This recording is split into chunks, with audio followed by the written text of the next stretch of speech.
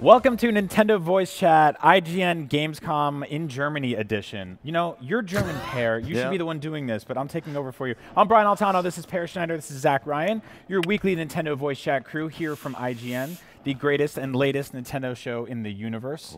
It's our new title. Wow. The latest. Well, it's the newest, right? Currently, if you're listening to it. Yep. Lots of Nintendo stuff here at Gamescom. Obviously, we've been in this room, we've been producing this live show for a few days, so we haven't been necessarily out there playing it all, but it's there. Some of it has come to us, so we have a lot to talk about, lots of news this week. First of all, you have to tell people how you say welcome. Willkommen. That's it? Yeah. It's easy. Okay, well, thanks for your service today, Perry. You can leave now.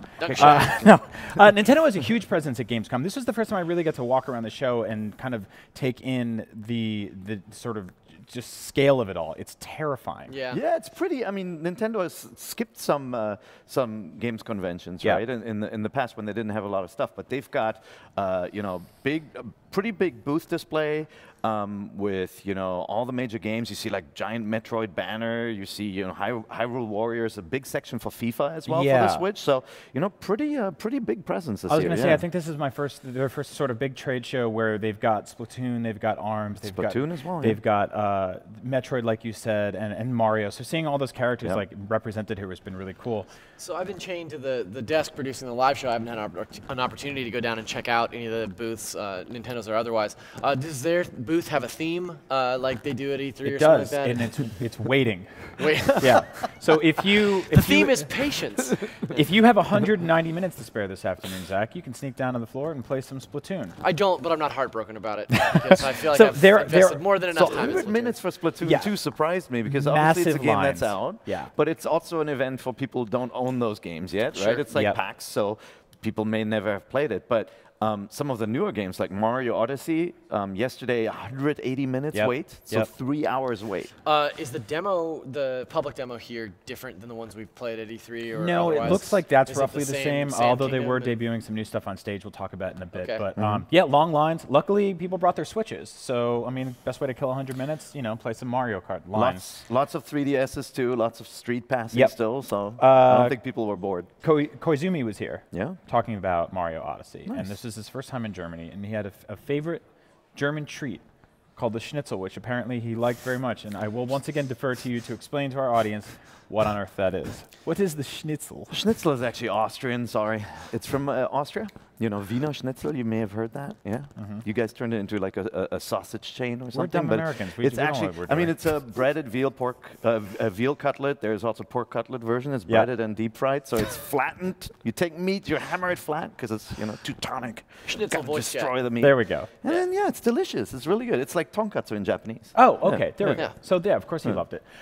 So that's some of the biggest news from the show, and that's it. We're out again. You know how to say welcome now. So welcome to Schnitzel. Stick around to find out more about Schnitzel on Nintendo Switch. So obviously a lot of games on the show floor. We got to check out some of them. We got to walk by a lot of people playing FIFA 18, which I think is now making its debut on Switch publicly for the very first time. Played in both docked and undocked mode on the show floor. What did you think of what you saw? So you haven't seen it yet, right? Just the video that we posted. We did a hands-on impressions piece that it looks. This is what we're looking at right here. Yeah, it looks good. I think it looks remarkable. Yeah. So I was looking for frame rate hitches. I've covered Nintendo obviously, way back in the days, and we got competent versions of FIFA games on Nintendo platforms, but sometimes they didn't run as smoothly as the other versions. Just in adapting it. This game ran smoothly. It looked like it was lacking a little bit detail in the grass. You saw that too? A little flat, A little flatter. I think that kind of thing is to be expected. Yeah.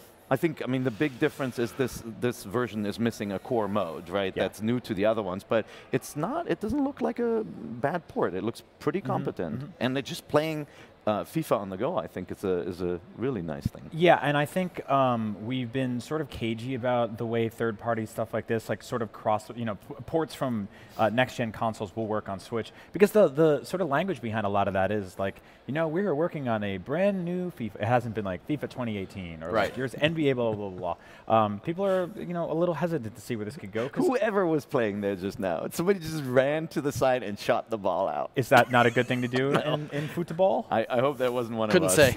I couldn't tell you. I know the field is large and it's covered in men. Yeah. It's very confusing.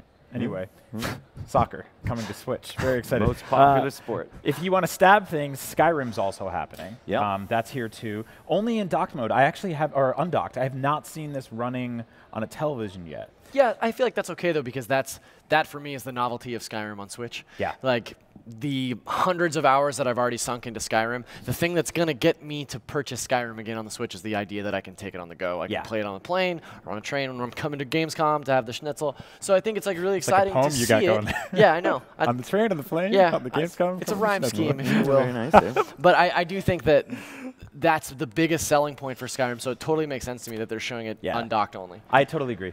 We've all played this game to death. I'm going to play it again because here it is now anywhere. So I think it's really the big hook of the system, right? Same story as with FIFA, and again, we haven't seen it docked yet, but undocked, it ran smoothly. Yeah. It ran, 30 frames per second. We have to obviously play it more to see if it never hitches, but it looked pretty stable and it looked good. I mean, if it never hitches, I think then that's a problem because it's not really the Skyrim that we all I was going to say, yeah, can't. if it's a Bethesda game, probably going to have a few hitches. Like eventually you're going to start spawning like cakes and rabbits into the middle of a field and like, make a bunch of characters too big and it's all going to glitch out. But that's what people are looking for. But yeah, I've watched it for a couple of minutes and it ran well.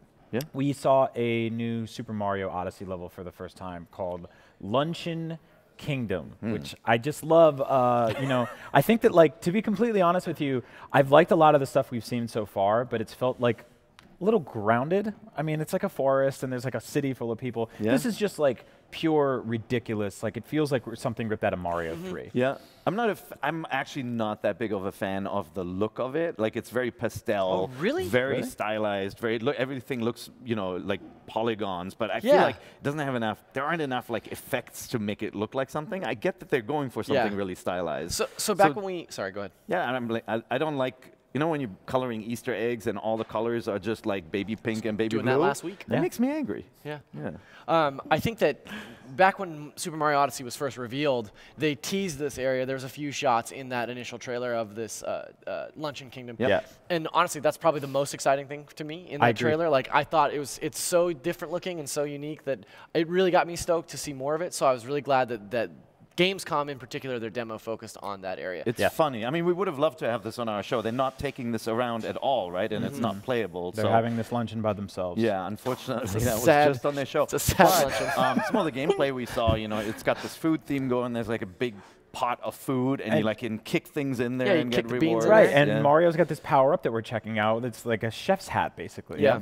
I don't know if he's running around cooking or it's all very confusing. He also turned into like one of the flame guys and jumped into the soup, basically. And yeah. He looks like Pac-Man when he looks like that. He turned into like a boiling sun to jump into soup to collect coins. So game of the year, obviously. You can lock it down right now.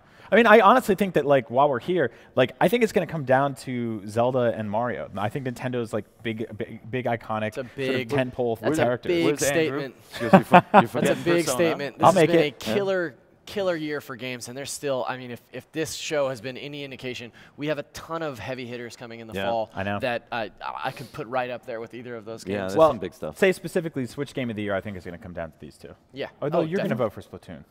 Yeah. No, yeah, I picked Zelda over Splatoon 2. Yeah.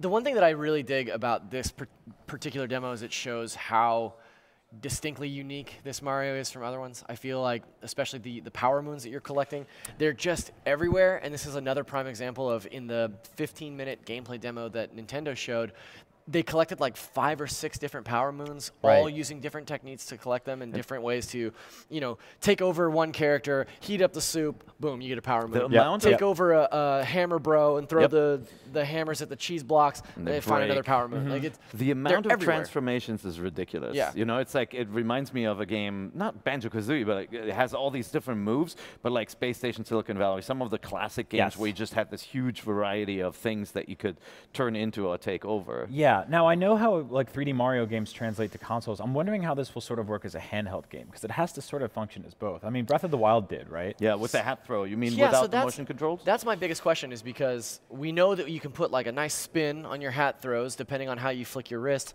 But then today in the demo that they were showing, when you take over a hammer bro, you can hit Y to toss frying pans in the Luncheon Kingdom. But if you do like a double karate chop motion, you just spit out this like string of frying pans. It's just like rapid fire. how do you do that It's when a you're shift handheld? key, You know I what think. mean? Like, You just got to hold down maybe the so. keyboard. Yeah, they're not yeah. really talking about any of yeah, that. So I'm curious really as to interested in how that. those motion nuances actually work during handheld or totally during agree. docked mode. Yeah, and like, you know, if it's like the sort of challenges are going to feel bite-sized enough to pick one up, and like I remember like with Zelda, like picking up the Switch and doing a shrine was the sort of perfect sort of testament. It's like 15 minutes, right, Yep. from start to finish. So we will know much more this fall when that comes out in October. In the meantime, we got to check out Lego Marvel Superheroes 2, which apparently we had found out sort of quietly was coming to Switch a few months back, but they haven't really been screaming from the rafters about this, which I absolutely think they should be, because this game looks gorgeous. We had Lego City Undercover near the Switch's launch. Right. We are getting Lego Worlds in about a week or two, but this is like the sort of the Lego games that people have come to know and expect over the last few years. Lego Star Wars, the original trilogy, is one of my favorite games of all time. This is an absolutely fun, awesome multiplayer game, and it's coming to Switch. You'll be able to play with 2 Joy-Cons and 1 screen. Yep. The only bad news is it's November 14th for PS4 and Xbox One, and holiday for Switch. So Yeah, a little. Well, Just a hopefully, bit of a delay. You know, it Yeah. depends on who's porting it, and hopefully they can get it out on time. This is obviously the footage is from the PlayStation 4 version. Yeah. So let's hope the port is good. You know, I mean, Nintendo ports have been pretty good of the Lego games, I feel like, except for 3DS always takes a bit of a hit. Well, I think that like the team was kind of looking at the Switch and said specifically like, you know, that this thing is technically up to snuff and can handle what they're trying to throw at it. I think the Wii U is sort of, you know, a little bit more difficult to bring together when it came to competent cross-platform ports, but yeah, this game looks awesome. I really love how much they're leaning into the weirdness in the Marvel Comics history. They've got characters like Throg, which is like a Thor frog. There's Carnum, which is like this weird Carnage Venom mix. There's all these different sort of versions of iconic characters. They're also doing some stuff that's like pretty much directly inspired by the new movies without calling it as much. Yeah. Sure. So yeah, I'm excited for this. It's been a long time since I really sunk my teeth into a Lego game, and the fact that this is coming to Switch is definitely like a big seller for me. Like I'm really excited to check it out there. And also, just like you were saying, the number of characters is absolutely like look at this character roster. Yeah, this is insane. This is nuts. This is freaking insane. You can play as any of these characters in any level and have a completely different experience. And the cool thing about bizarre. Like you said, the great thing about Switch is sort of playing in handheld mode. And you know, like the way I think about these games is sort of like, and this is a weird way to describe it, but they're kind of mindless. Yeah. And I mean that in a good way. Like I can kind of zone out, watch like, you know, watch a season of Breaking Bad or something and sit on my couch and just be like, oh, I got Throg and 10 of his friends today. That's good. Good Lord. Yeah, That's awesome. a huge roster. And we haven't seen like a fraction of them. Here's Look at that little Throg boy. right now. Look at him go. It's so cool. It's Slippy. Yeah, this is definitely this is the kind of stuff like when people are like, I want more third-party support. You know, they're always talking about like Battlefront. They're talking about GTA. This is part of it. You know, this is really part of that conversation, whether you realize it or not. So the Lego games have always been pretty good about bringing their stuff over to Nintendo to as everything. Well. So, pretty well, much. I mean, they've got this like manifest destiny sort of thing. So I totally get that. But I think that it's sort of a no-brainer that it would show up on the Switch, and I'm glad that they're continuing their support through this new generation. Now, many of us are still playing ARMS. Maybe Splatoon took that conversation away from you, or maybe you're just focusing on new games. But ARMS is still a living, breathing, punching community. It's growing. That game will continue to grow over time. And we found out about a new character. Yeah, so they announced Lola Pop, who's the new Lola Pop. Lola Pop. Not Lola Pop, not all one word. Not Lollipop. Yeah. Lola First Pop. name Lola, last name Pop. This is this is the reveal trailer. Wow, this is the reveal trailer here. I like that exclamation mark we threw in there. Thanks so for this that, sort Barry. of Nightmare Candyland. Yeah. So thing. Nintendo describes Lola Pop as a street-forming pugilist and a well-traveled clown. I think she's a terrifying balloon person. All we needed was a clown. Yeah, man. so this is bizarre. But yeah, she's here. She's got this cookies and candy-filled arena. Now, the interesting thing about this arena is that it's built on a zigzag, right? So she's sort of a highly defensive character, and this arena sort of speaks to that because she can do this cool thing where she can inflate her balloon body and bounce through the arena, and on this zigzag map can trap people, which is kind of interesting. See here, you can see it here. So it's really easy for her to corner people on her own map, on her home turf. So that's pretty awesome. And then she's got a couple of unique weapons here, like the Fun Chuck, which is we've seen before. But then the Biffler, when you charge it, it's got made that up. No, it's true. Yep. It's got a blind effect to it. And then I think the coolest thing that she's got is this shield arm. It's called the clapback shield. And when you charge it, obviously it acts as a shield, but when you charge it, if you deflect an incoming attack, it bounces back to your opponent and also hits them with a charge, right? So if your opponent has a charge that, say, automatically takes out one of your limbs or something, that effect is automatically implied if you manage to time it right. So that's pretty awesome as a defensive character. Nice. Yeah. And then we saw in that trailer there, she's coming in the version 3 update. Yep. So do we have any idea when that's happening? Not off the top of my head. Hopefully soon. No. Yeah. I'm not sure that they've announced a specific date for the version 3 update. I got to check on that. But well, anyway, Nintendo, take your time because we hate clowns. Yeah. They're horrible. Hopefully they time her arrival with the movie It? Yeah, I was going to say they coincide it with the release of Stephen King's It. Then you can have 2 terrifying clowns in your life in one day. That's a great idea. They should do a trailer where just a little red balloon is floating. Yeah. EA has a cool new sort of indie label called EA Origins where they're doing some weird artsy stuff. And one of the games that they're working on, the first game under this label, is a game called Fe. It's been a running joke, but this game looks really cool. Yeah, it's spelled F-E. When you look up F-E game, you get like 1,000 Google links to Fire Emblem. But this game looks really beautiful. Andrew Goldfarb put up a preview for it, and I'm really into the art direction to this game. So this is coming to Switch. That's the big news here. So Nintendo's bringing this cool new game to Switch. It's got some Zelda elements to it. It's got some sort of Metroidvania-ish elements, although we're a little hesitant to call it that because it is a 3D kind of open world-ish platforming game. And the hook here is that it's sort of like getting lost in the woods, where it's terrifying at first, and then it gets more comfortable, and then probably terrifying again. Yeah, so it's got this, you said it was sort of a Metroidvania, and that's definitely the vibe that I'm picking up because it's got, I think, 5 distinct areas, and you start in this sort of open world, but a lot of the stuff is blocked off to you, right? So you have to find your main weapon, per se, is the tones that you howl in as your little wolf man. And you meet other animals and gain the ability to replicate their sounds, and that opens up different paths for you throughout the course of your play. So in that sense, it is very Metroidvania, where you'll start with areas that are blocked off, but you'll find the ability sort of organically to access these areas and fight those enemies. I love the look. I mean, it gives me it gives me Wind Waker vibes, and it just has this kind of dream landscape setup, and I'm really looking forward to it. It's great. We heard that third parties are taking a wait-and-see approach, and we talked last week about whether FIFA is the right game for EA to say we'll see how that sells before we support Switch. But it's good to see that they're going in with titles Fe like is the that. one, or Fee, or Fe. Fe. We'll work it out. But early 2018 for that one. Is that what it stands for? Fox Emblem? No, I just made that up. You can't just say a lie. It's called Fox Emblem. Just throw it out there for everyone to have, just a free lie.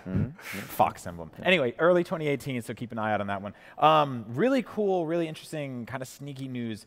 Final Fantasy 15, the big sort of like open world sprawling across multi-platform game for what was last year, was it? Did you finish that game? I did. No? Yeah, you did? I did, yeah. Gigantic game. It's effectively getting a big-headed chibi demake for mobile devices. It is the full game. Everyone just looks weird or sick, which I love. This is fantastic. I love that it looks idea. It looks a lot like the Final Fantasy 3 and 4 remakes for 3D or for DS. Yeah, the artwork from the tiny characters, which also made their way to mobile. And so there's a couple of compromises here, obviously, in the way the gameplay flows. The battles now are touchscreen based. The entire game, in fact, is touchscreen based. You won't get like full-fledged cutscenes with voice acting and stuff like that. It's all text, as you can see or not see.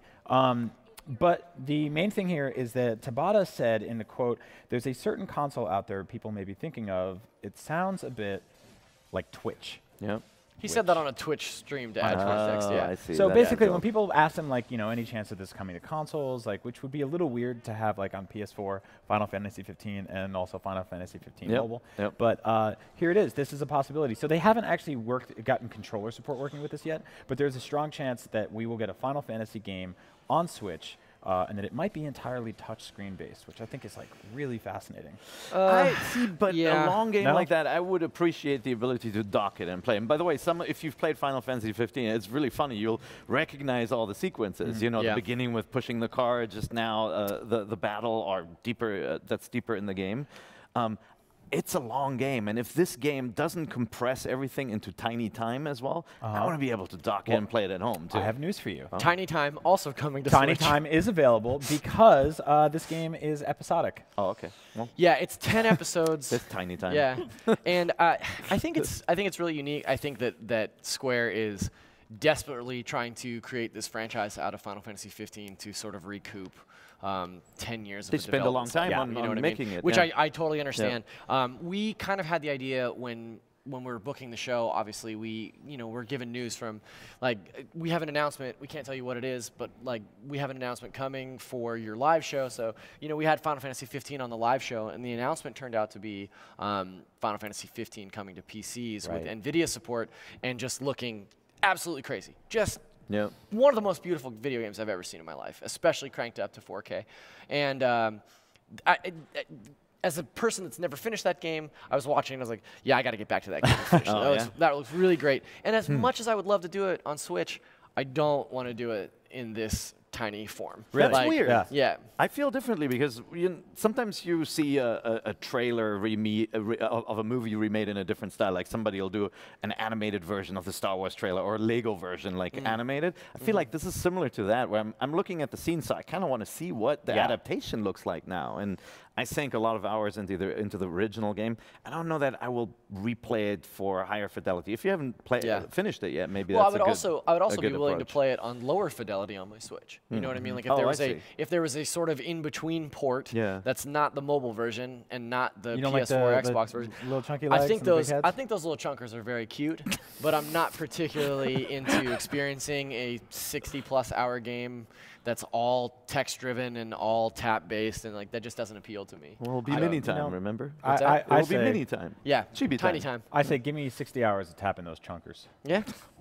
Anyway, when first parties aren't there and third parties aren't there, which it seems like they are in spades right now, there are Nindies, which are Nintendo indies. And Per and I sort of peered around the back. I know, it was a weird segue. Give me 60 hours of tapping them those little chunkers. Yep. I'm going to put that at the top of my Twitter feed. We peered around the top of, or the back of the Switch booth or Nintendo booth here, and we were surprised to see this massive wall of tiny games, all these Nindies, right? And now we've been doing a really good job of covering indies on NVC, trying to give, sort of a good, pat ourselves on the back. We'll pat them on the back because there's very small teams all over the world making really cool games. And we've talked about so many of them on the show, and I want to continue to. And it's really cool to see Nintendo doing that too.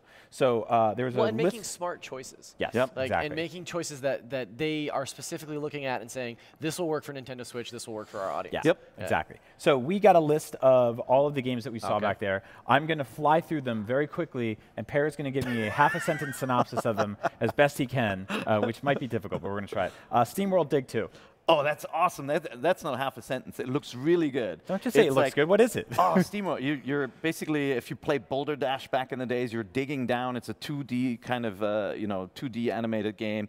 You used to dig down and up and break blocks and discover treasures and fight enemies. Now it's Metroidvania. You go any direction. There's certain bricks you can't destroy, and so you just kind of have to find your way through this world, get new power-ups and stuff. It looks awesome. It looks really pretty. It really does. At 60. I mean, the art is sharp and beautiful. These guys make really gorgeous games. I loved this first that was Steamworld, my favorite game out of the whole lineup there. Yeah. How does it look, though? They're beautiful. Awesome. Great. Yeah. Beautiful and awesome. Beautiful. Put it on the box. Yep. Yokis Island Express. That was a very that's like a 2D side scroller, really Rayman looking. Very beautiful, very awesome, beautiful, very rainy, awesome, very beautiful. Yeah, this one's got like really nice hand drawn art style. I didn't get to play it unfortunately, but it has a beautiful, very nice art style. Yep. I would take a closer look at that one too. Battle Chasers Night War. They're going to be on the show today. Ooh, you got this one? Yeah. So Battle Chasers Night War is Joe Mad's new game. Joe Mad from Darksiders and Uncanny X-Men fame. Oh, cool. Yep. And it is a sort of isometric dungeon explorer, dungeon crawler, and then the battle system is very JRPG, turn-based, 3-character. It looks really cool. I've actually been tracking this game pretty closely since they announced it on Kickstarter, and they were on our E3 live show as well. Oh, cool. So I've been sort of championing this game to get them onto our live shows because I think it's such a gorgeous-looking game because it uses Joe Mad's art style for the cutscenes and dialogue, and then it's got this great like sort of isometric exploration-based gameplay, and then JRPG combat, which both of those are sort of right up my alley. Yeah. So. Sorry we don't have any footage of any of these yet, but we'll have all that stuff for you on chase IGN and on YouTube. We'll fly through the next few. Monster Boy. You played the previous one. Yep. Beautiful. Yep, beautiful looking, hand-drawn, 2D side awesome. scroller. Awesome. I mean, you definitely, Monsters, you definitely see a theme. The games that we saw, the variety was either 2D side scroller, very Rayman approach, except for SteamWorld, or kind of more the exploration-based game, isometric and 3D. But Flipping Death. That was weird. It was a little box that you roll around, so it's got a little physics system, but that one is fully in 3D. Are you sure that wasn't animated? No, you're thinking of the other Unbox? one. Newbie's That's Adventure? Unbox. That's Unbox Newbie's Adventure. Yeah. I love these I didn't names. see Flipping Box. What was that one? Well, if you don't have it, you don't have I it. didn't see that one. Sorry. 9 Parchments. That is Gauntlet. Yeah. Like Gauntlet Legends. Like basically 4 players working together. You can play locally or online. Away, Journey to the Unexpected. That's a really interesting game. It's kind of like this. It's like a 3D like a 3D adventure game with more again Wind Waker-ish art style, but it's more kind of multi-path adventure. Talk to characters. All the characters are sprite-based. So like it's made by a tiny team, just 2 people. It's like Myst. No, like more free roam, more animated looking. Okay. And then the kind of 2D sprite-based graphics existing in that 3D world, more like a Paper Mario in a way. But it's an homage. It's not made in Japan, but it's an homage to Japanese anime. It even has like a Japanese theme song to it. Cool. And it look really cute. You're wildly over the character. Yeah, I'm so sorry. I'm talking too much about And this. finally, Uncle Moonshine and the Devious Whistle. You made that one up. Yes. For a second. A couple weeks ago, it's I beautiful. play a game called Uncle Moonshine and the Devious Whistle. That Yeah, whistle is sounds crazy. great. A couple weeks ago, we had Jeremy Dunham from Rocket League on the show. Yeah. We talked about. We basically pitched to him, when are you going to make some like Mario cars, some Nintendo exclusive stuff for Switch? It's happening. Yeah. So they're making 2 cars. One of them comes in 2 varieties, Mario and Luigi, which does some cool stuff. So if you pick your orange team, you'll get Mario. If you pick the blue team, There's you'll get those Luigi. cars. Yep. There they are. And they have this really cool thing. It's sort of a starburst that flies behind them. Yeah, sparkle stars. Sparkles.